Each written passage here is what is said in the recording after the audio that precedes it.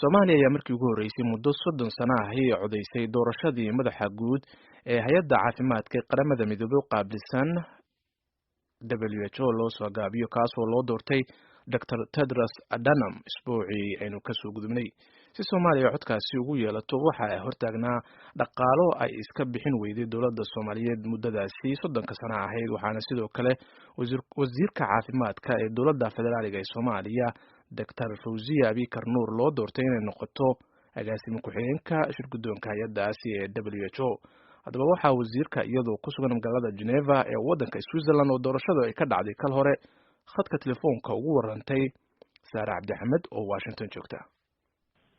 Assalaamu calaykum Zahra Ramadaan Kariim. Shirkaan ka soo qayb galna horta waxa waaye shir ku saabsan caafimaadka ay hay'adda World Health Organization hay'adda caafimaadka adduunka ay qabato sanad walba marka shir guddoon waxaa loo doortaa president iyo 5 ku-xigeen oo vice president ah. Soomaaliya waxaa soo jeedisay inay ka noqoto mid kamid ah shir guddoomiye ku-xigeenka ama vice-ka gobolka aan ka tirsannahay WHO oo Emerald la yiraahdo oo ku fadhigiisa yahay Qaahira. Shirkana markii loo soo jeediyay waa aqlabiyad waa la ogolaaday.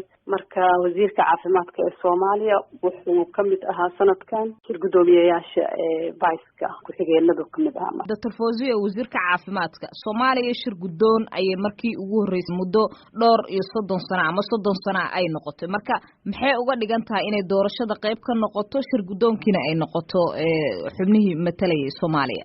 shir guddoonka sharaf ayay noo tahay in nalaga qayb geliyo oo aan maadaama aan member state nahay inaan ka qayb galno. Doorashada maynan lahayn cod ilaa iyo ku dhawaad 30 sano dagaaladii iyo ka hor. Sababta dawladda Soomaaliya ma aysan bixinin fiigii loogu talagalay inay sanad walba bixiso. Lacagihii ku ururay daraadeed codkii ayaa aan ku weynay.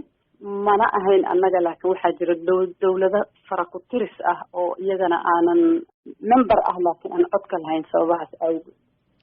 Soomaaliya marka Soomaaliya sanadkan waxay awooday in ay codki soo celiso ayna awood u yeelato inay doorashada ka qayb gasho. Marka waa farxad ayay noo ahayd inaan si buuxda uga qayb qaadano doorashadii sanadkan dhacday lagu doortay Dr. Tedros. Waa gartay marka ma waxay ka dhigan tahay in Soomaaliya qarashaadkii lacagihii laga rabay ee bixisay si ay doorashada uga qayb gasho sanadkan muddo 30 sano kadib?